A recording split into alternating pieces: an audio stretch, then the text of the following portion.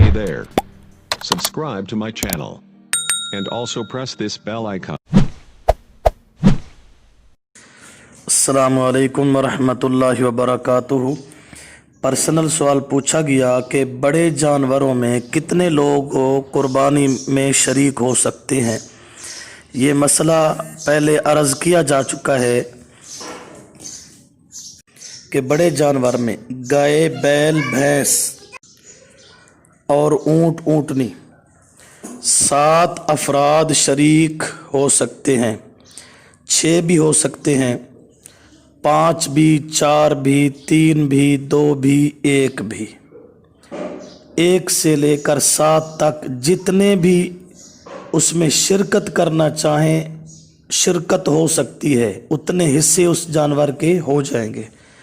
عالمگیری جلد نمبر 5 صفحہ 297۔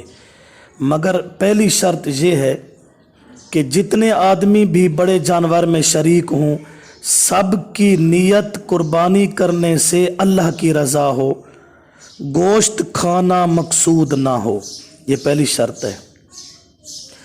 دوسری شرط یہ ہے کہ تمام کے تمام شریک موحد ہوں، کوئی شرک اور کفر میں مبتلا آدمی اس میں شرکت نہ کرے۔ اگر کوئی مشرک یا کفر کرنے والا اس میں شریک ہو گیا تو سب کی قربانی ضائع ہو جائے گی۔ تیسری شرط یہ ہے کہ سب کا پیسہ حلال کا ہو۔ اگر کوئی رشوت خور یا سود خور یا حرام علل اعلان کھانے والا اس میں شریک ہو گیا تو سب کی قربانی ضائع اور برباد ہو جائے گی۔ لہٰذا 2 باتیں ہو گئیں۔ پہلی بات کہ اگر بڑے جانور میں شرکت کر رہے ہیں تو پہلی شرط یہ ہے کہ مقصود اللہ کی رضا ہو، فریضہ سر انجام دینا ہو، اور دوسرے نمبر پر کوئی شریک شرک و کفر میں مبتلا نہ ہو، اور تیسری شرط یہ ہے کہ سب کا پیسہ حلال کا ہو، حرام کا نہ ہو۔